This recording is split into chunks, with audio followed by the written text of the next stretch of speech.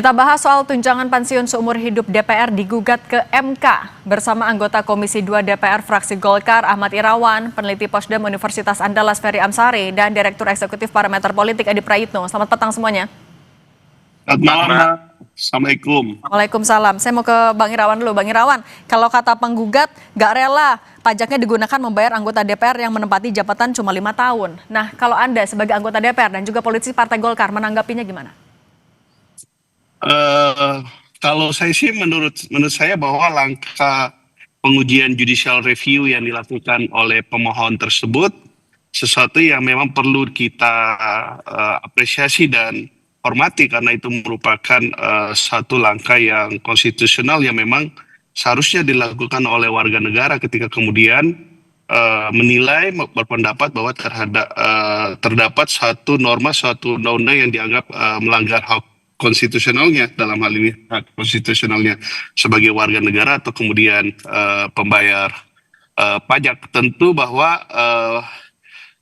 ketidakrelaan tadi itu kan menjadi satu bagian argumentasi yang disampaikan kepada Mahkamah Konstitusi, walaupun sejauh ini saya baru membaca pemberitaan terkait dengan judicial review tersebut. Saya belum membaca permohonan tersebut secara lengkap. Tetapi baik itu secara proses maupun secara substansi, tentu kita hormati dan kita serahkan sepenuhnya saja kepada Mahkamah Konstitusi untuk kemudian memeriksa dan memutus perkara tersebut. Oke, tapi apapun nanti hasilnya oleh MK, tapi Anda akan menerima apa saja hasilnya, termasuk kalau memang pensiunnya akhirnya dihapuskan?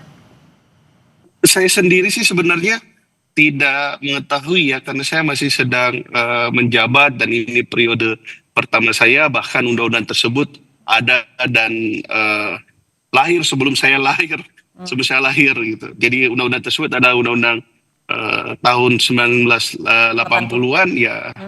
Tentu kita rela-rela saja, kami nggak pernah meminta, nggak pernah memaksa atau apa, tetapi yang pasti itu segala yang sudah diterapkan atau yang diatur oleh undang-undang ya sudah, itu aja yang kita jalani.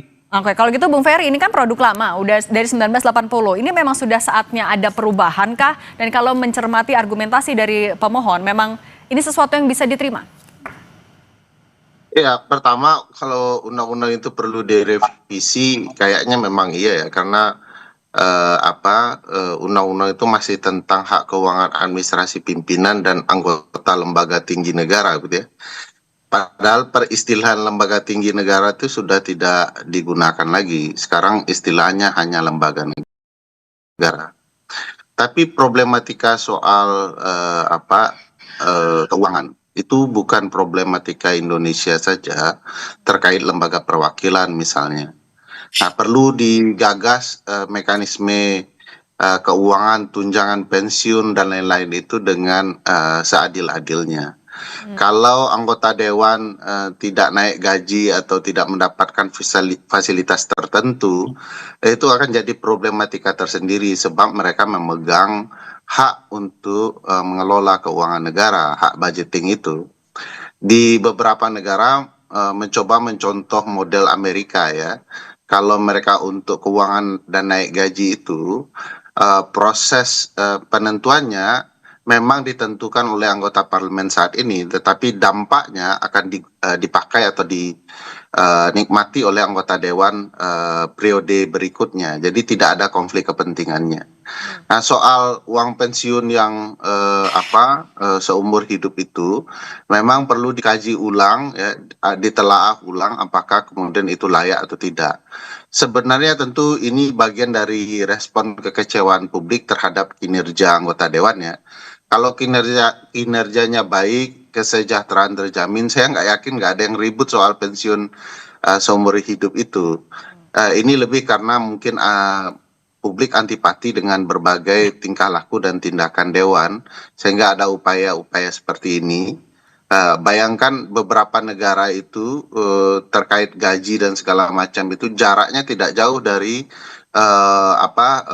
alat ukur pendapatan warga negara terendah gitu ya, UMR dan segala macamnya itu. Ada yang 4-3 kali dari UMR yang dapat oleh pekerja kita. Tetapi kita kan bisa sampai 70 jaraknya ya, itu jauh sekali, 70 kali lebih besar daripada UMR. Tentu saja itu menimbulkan pertanyaan kalau kemudian juga mendapatkan fasilitas pensiun seumur hidup. Tapi sekali lagi ini sebaiknya dilakukan kajian yang mendalam, apakah masih patut, pantas, bahkan mungkin kurang gitu ya, untuk memastikan kinerja anggota parlemen kita menjadi lebih baik. Saya tidak antipati dengan fasilitas yang diterima anggota dewan, tapi lebih kepada kemampuan mereka bekerja sebagaimana layaknya untuk itu ya soal kinerja tadi. Nah kalau gitu Mas Adi, kira-kira kalau dari kacamata politik, gugatan ini bakal mendapat atau dikehendaki oleh semua fraksi nggak di DPR?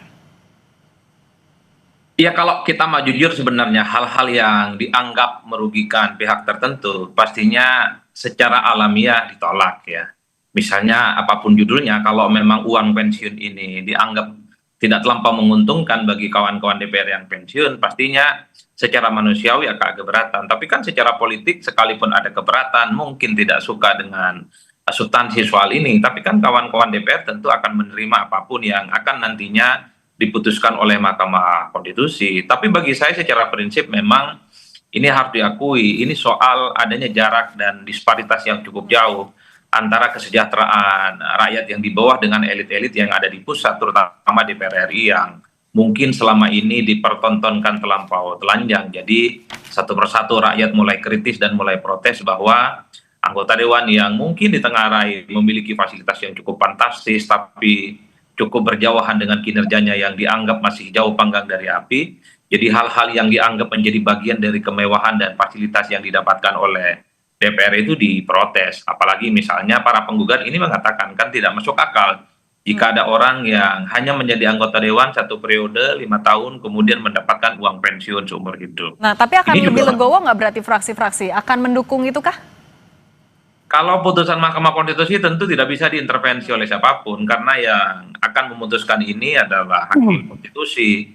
Dan seperti kita tahu setiap putusan Mahkamah Konstitusi itu kan sifatnya final and binding ya, tidak bisa ditolak dan memang harus dilaksanakan. Tapi bagi saya secara prinsip begini, satu hal bahwa masyarakat kita itu makin kritis. Jadi jika ada undang-undang yang dianggap memberikan kemewahan, dia itu bisa menimbulkan kontroversi yang dianggap melukai perasaan rakyat, maka Mahkamah Konstitusi itu dianggap sebagai elemen penting untuk memperjuangkan keadilan itu. Tentu di kemudian hari kita berharap hal-hal yang sifatnya fasilitas fantastis bukan hanya mengarah kepada anggota dewan.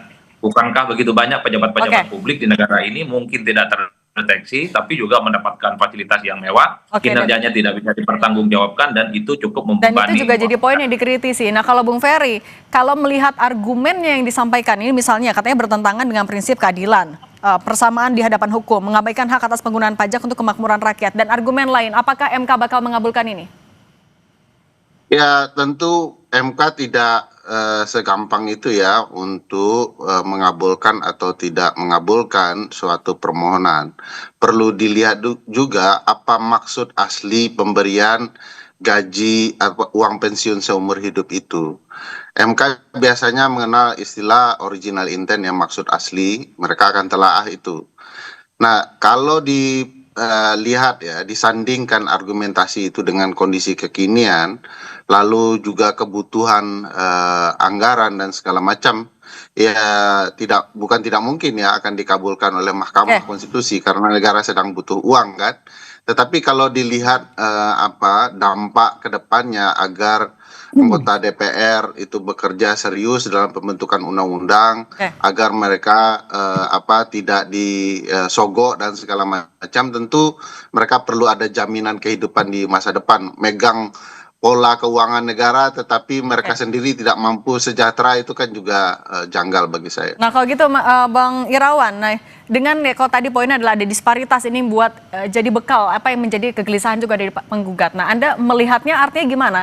Hitung-hitungan yang tepat untuk pensiun ini memang dihilangkan saja untuk mengembalikan kepercayaan publik atau seperti apa? Singkat saja.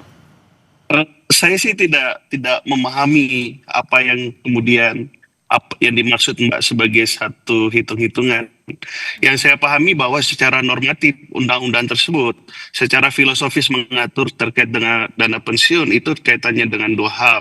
Satu adalah agar parlemen kita bisa bekerja dengan baik, kinerjanya baik, demokrasinya maju. Yang kedua adalah sebagai bentuk apresiasi negara terhadap seluruh pejabat negara atau pada saat itu disebut sebagai pejabat tinggi negara. Terkait kemudian formulasinya saya tidak tahu hitung-hitungan yang tepat. Yang paling penting itu bahwa dalam konteks pengujian ini ya kita serahkan kepada Mahkamah Konstitusi untuk kemudian menilai apakah kemudian yang diatur dalam undang-undang tersebut telah tepat secara konstitusional. Oke, nanti kita lihat bergulirnya sidang di MK. Kalau gitu, Bang Ahmad Irawan, Bung Ferry Amsari, Mas Adi Praitno, terima kasih sudah berbagi di Kompas Petang. Sehat selalu ya semuanya. Terima kasih Mbak Cindy. Sehat satu, makasih.